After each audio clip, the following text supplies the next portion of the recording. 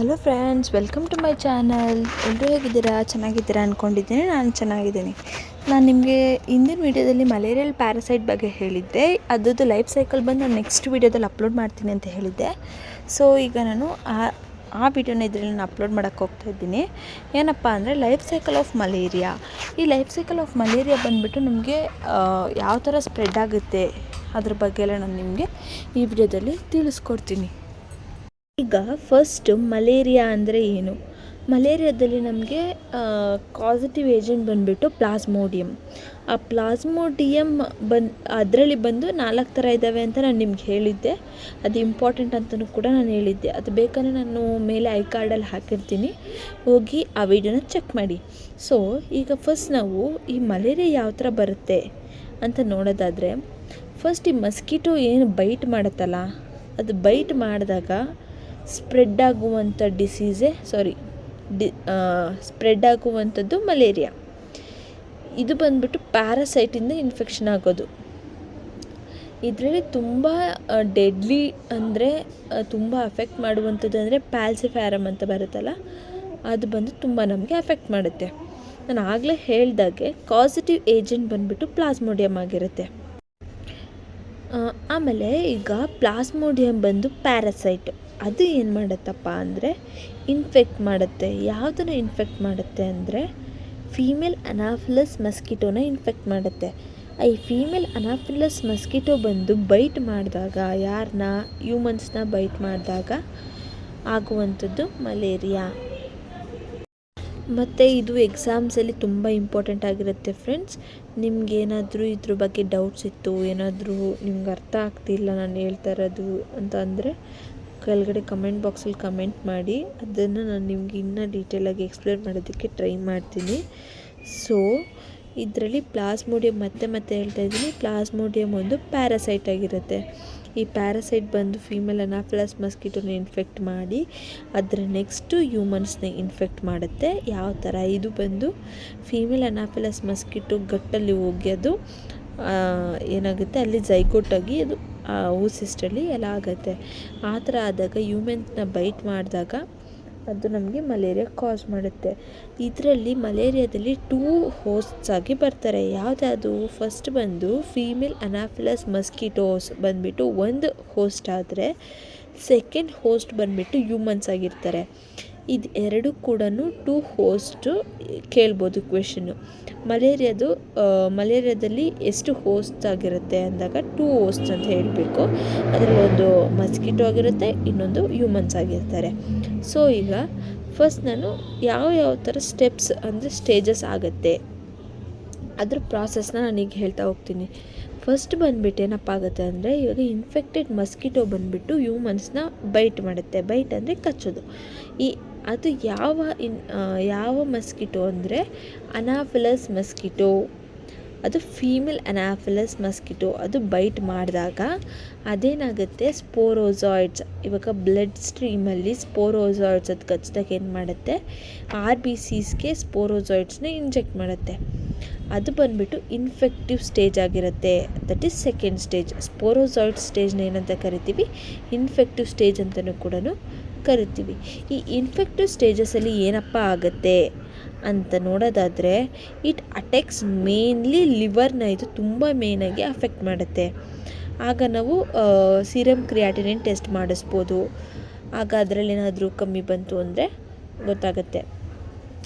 ಮತ್ತು ಈಗ ಇದರಲ್ಲಿ ಏನಾಗುತ್ತೆ, ಅದ್ರ ಜೊತೆಗೇ ಅಸೆಕ್ಷುವಲ್ ರಿಪ್ರೊಡಕ್ಷನ್ ಆಗುತ್ತೆ. ಅಸೆಕ್ಷುವಲ್ ರಿಪ್ರೊಡಕ್ಷನ್ ಆದಾಗ ಅದರಲ್ಲಿರುವಂಥ ಲಿವರ್ ಸೆಲ್ಸಲ್ಲಿ ಏನೇನು ಅಂದರೆ, ಇವಾಗ ಅಸೆಕ್ಷುವಲ್ ರಿಪ್ರೊಡಕ್ಷನ್ ಆಗಿ ಏನೇನಲ್ಲಿ ಏನಂತಾರೆ, ಅದರಲ್ಲಿ ಏನೇನು ಸ್ಪೋರೋಜಾಯ್ಡ್ಸ್ ಇರ್ತಾವೋ ಅದೇನಾಗುತ್ತೆ, ಲಿವರ್ ಸೆಲ್ಸಿಂದ ಬಸ್ಟ್ ಆಗುತ್ತೆ. ಬಸ್ಟ್ ಅಂದರೆ ಮೊಟ್ಟೆಯಿಂದ ಆಚೆ ಬರೋ ಥರ ಅದು ಬಸ್ಟ್ ಆಗಿ ಲಿವರ್ ಸೆಲ್ಸ್ನೆಲ್ಲ ಡ್ಯಾಮೇಜ್ ಮಾಡಿಕೊಂಡು ಆಚೆ ಬಂದಾಗ ಆ ಸ್ಟೇಜಲ್ಲಿ ಇದನ್ನೇನಂತ ಕರಿತೀವಿ ಅಂದರೆ ಮೀರೋಸಾಯ್ಡ್ಸ್ ಅಂತ ಕರಿತೀವಿ.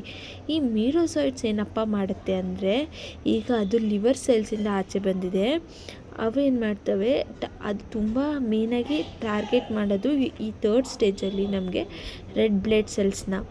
ಈ ರೆಡ್ ಬ್ಲಡ್ ಸೆಲ್ಸ್ನ ಅಂದರೆ ರಕ್ತ ಕಣಗಳು, ಆ ರಕ್ತ ಕಣಗಳನ್ನ ಅದು ತುಂಬ ಟಾರ್ಗೆಟ್ ಮಾಡ್ತವೆ.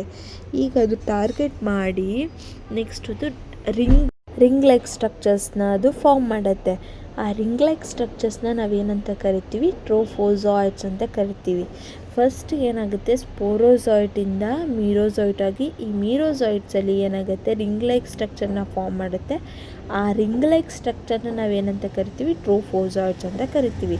ಈ ಟ್ರೋಫೋಸಾಯ್ಡ್ಸಲ್ಲಿ 2 ಫೇಸಸ್ ಆಗಿ ಡಿವೈಡ್ ಆಗುತ್ತೆ.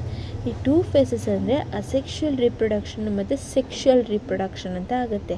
ಈ ಅಸೆಕ್ಷುವಲ್ ರಿಪ್ರೊಡಕ್ಷನಲ್ಲಿ ಏನಪ್ಪ ಆಗುತ್ತೆ ಅಂದರೆ, ಈ ಬ್ಲಡ್ ಸ್ಟ್ರೀಮ್, ಇವಾಗ ಬ್ಲಡ್ಡಲ್ಲಿ ಯಾವುದ್ಯಾವುದು ಅಂದರೆ ಟ್ರೋಫೋಸಾಯ್ಡ್ಸ್ ರಿಲೀಸ್ ಆಗಿದೆಯೋ ಅದೆಲ್ಲ ಬಂದುಬಿಟ್ಟು RBCsನ ಬರ್ಸ್ಟ್ ಮಾಡ್ತವೆ.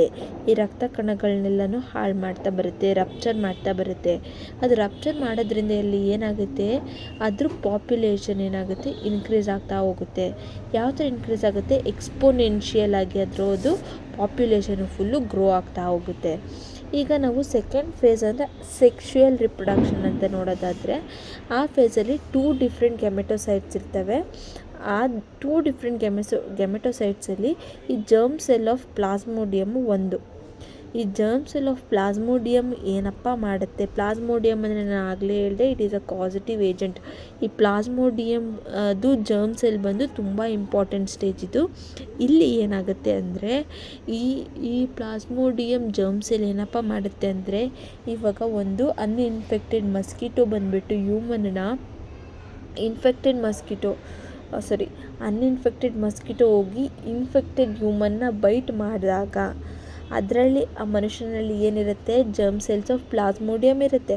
ಆ ಪ್ಲಾಸ್ಮೋಡಿಯಮ್ನ ಇದು ಅದೇನು ಮಾಡುತ್ತೆ, ಬ್ಲಡ್ಡನ್ನ ಸಕ್ ಮಾಡಿದಾಗ ಏನಾಗುತ್ತೆ, ಅದರಲ್ಲಿ ಗೆಮೆಟೋಸೈಟ್ಸು ಮಸ್ಕಿಟೋಸ್ ಬಾಡಿ ಒಳಗೆ ಹೋಗುತ್ತೆ.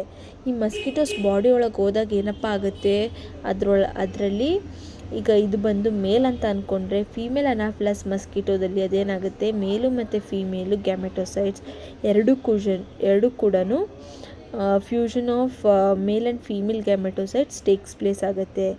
ಮತ್ತೆ ಹೇಳ್ತಾ ಇದ್ದೀನಿ, ಇವಾಗ ಜರ್ಮ್ ಸೆಲ್ಸ್ ಬಂದುಬಿಟ್ಟು ಯಾವುದ್ರದ್ದು ಇರುತ್ತೆ, ಅಲ್ಲಿ ಕಾಸಿಟಿವ್ ಏಜೆಂಟ್, ಅದು ಬಂದು ಪ್ಲಾಸ್ಮೋಡಿಯಮ್ದು ಕಾಸಿಟಿವ್ ಏಜೆಂಟು ಇದರಲ್ಲಿರುತ್ತೆ ಸೆಕ್ಷುವಲ್ ಸೈಕಲಲ್ಲಿ. ಅದರಲ್ಲಿ ಏನಪ್ಪ ಆಗುತ್ತೆ, ಇವಾಗ ಅನ್ಇನ್ಫೆಕ್ಟೆಡ್ ಮಸ್ಕಿಟೋ, ಅದಕ್ಕೇನು ಕೂಡ ಇನ್ಫೆಕ್ಷನ್ ಇರೋಲ್ಲ. ಆ ಮಸ್ಕಿಟೋ ಬಂದು ಆ ಇನ್ಫೆಕ್ಟೆಡ್ ಹ್ಯೂಮನನ್ನು ಬೈಟ್ ಮಾಡಿದಾಗ ಆ ಇನ್ಫೆಕ್ಟೆಡ್ ಹ್ಯೂಮನಲ್ಲಿ ಇರುವಂಥ ಜರ್ಮ್ ಸೆಲ್ಸ್ ಎಲ್ಲನೂ ಅನ್ಇನ್ಫೆಕ್ಟೆಡ್ ಮಸ್ಕಿಟೋ ಬಾಡಿಯೊಳಗೆ ಹೋಗುತ್ತೆ.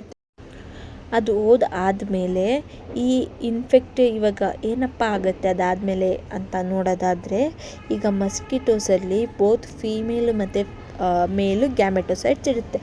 ಆ ಮೇಲು ಮತ್ತು ಫೀಮೇಲ್ ಗ್ಯಾಮೆಟೋಸೈಟ್ಸ್ ಏನಾಗುತ್ತಪ್ಪ ಅಂದರೆ, ಇಲ್ಲಿ ಫ್ಯೂಷನ್ ಆಗಿಬಿಟ್ಟು ಒಂದು ಝೈಗೋಟ್ನ ಫಾರ್ಮ್ ಮಾಡ್ತವೆ. ಇದೇನಾಗುತ್ತೆ, ಈಗ ಒಂದು ಝೈಗೋಟಲ್ಲಿ ಫಾರ್ಮ್ ಆಯಿತು. ಈಗ ಝೈಗೋಟ್ ಫಾರ್ಮ್ ಆದಮೇಲೆ ಅದೆಲ್ಲಿ ಫಾರ್ಮ್ ಆಗುತ್ತೆ, ಹಿಂದಿನ ಮಸ್ಕಿಟೋ ಆ ಮಸ್ಕಿಟೋದಲ್ಲಿ ಒಂದು ಗಟ್ ಲೇಯರ್ ಇರುತ್ತೆ. ಆ ಗಟ್ ಲೇಯರಲ್ಲಿ ಅದು ಫಾರ್ಮ್ ಆಗುತ್ತೆ. ಆ ಗಟ್ ಲೇಯರ್ನ ಏನಂತ ಕರಿತೀವಿ, oocyst ಅಂತ ಕರಿತೀವಿ. ಈಗೇನಾಯಿತು, fusion of male and female takes place, it forms a zygote ಅಂತ ಗೊತ್ತಾಯಿತು. ಇದಾದಮೇಲೆ ಏನಾಗುತ್ತೆ, ಹಿಂದಿನ ಮಸ್ಕಿಟೋಸ್ ಗಟ್ಟಲ್ಲಿ ಇದು ಫಾರ್ಮ್ ಆಯಿತು. ಈಗ ಮಸ್ಕಿಟೋ ಗಟ್ಟಲ್ಲಿ ಫಾರ್ಮ್ ಆಗಿದೆ ಅಂದಾಗ ಅದನ್ನು ನಾವು oocyst ಅಂತ ಕರಿತೀವಿ. ಇದು ಒಂದು ಇಂಪಾರ್ಟೆಂಟ್ ಸ್ಟೇಜ್ ಅನ್ಕೋಬೋದು. ಇದಾದಮೇಲೆ ಏನಾಗುತ್ತೆ, ಈ ಮಸ್ಕಿಟೋ oocyst ಅಂದರೆ ಸಲೈವರಿ ಗ್ಲ್ಯಾಂಡ್ ಆಫ್ ಮಸ್ಕಿಟೋ. ಈ ಸಲೈವರಿ ಗ್ಲ್ಯಾಂಡ್ ಆಫ್ ಮಸ್ಕಿಟೋದಲ್ಲಿ ಅದೆಲ್ಲ ಸ್ಪೋರೋಸಾಯ್ಡ್ಸು ಪ್ರೆಸೆಂಟ್ ಇರ್ತವೆ. ಇವಾಗ ಈ ಸ್ಪೋರೋಸಾಯ್ಡ್ಸ್ ಅಂದರೆ ಏನು, it is A infective stage ಅಂತ ನಾನು ಆಗಲೇ ಹೇಳಿದ್ದೆ. That is the first stage, infective stage. ಆ ಸ್ಟೇಜಲ್ಲಿ ಅದು ಪ್ರೆಸೆಂಟ್ ಆಗಿರುತ್ತೆ. ಎಲ್ಲಿ ಅಂದರೆ ಸಲೈವರಿ ಗ್ಲ್ಯಾಂಡ್ ಆಫ್ ಮಸ್ಕಿಟೋಸ್. ಅದಾದಮೇಲೆ ತಿರ್ಗಾ ಏನಾಗುತ್ತೆ, ಸೇಮ್ ಇದಾದಮೇಲೆ ಅದರಲ್ಲಿ ರೆಪ್ಲಿಕೇಟ್ ಆಗಿ ಬರುವಂಥ mosquitoes, then the mosquitoes are ready to infect the healthy humans. Next ಇವಾಗ ಅದರಿಂದ ಬರುವಂಥ ಮಸ್ಕಿಟೋಸು ಇನ್ಫೆಕ್ಷನ್ನ ಕಾಸ್ ಮಾಡುವಂಥ ಮಸ್ಕಿಟೋಸ್ ಆಗಿ ಟರ್ನ್ ಆಗಿರುತ್ತೆ, ಅನಾಫಿಲಸ್ ಮಸ್ಕಿಟೋಸ್ ಆಗಿ. ಅದೆಲ್ಲ ಬಂದುಬಿಟ್ಟು ಹೆಲ್ತಿ ಹ್ಯೂಮನ್ಸ್ನ ಅಫೆಕ್ಟ್ ಮಾಡ್ತವೆ. Here the cycle repeats continuously. ಇದೇ ಥರನೇ infection of infected mosquito bites a human and then the cycle repeats.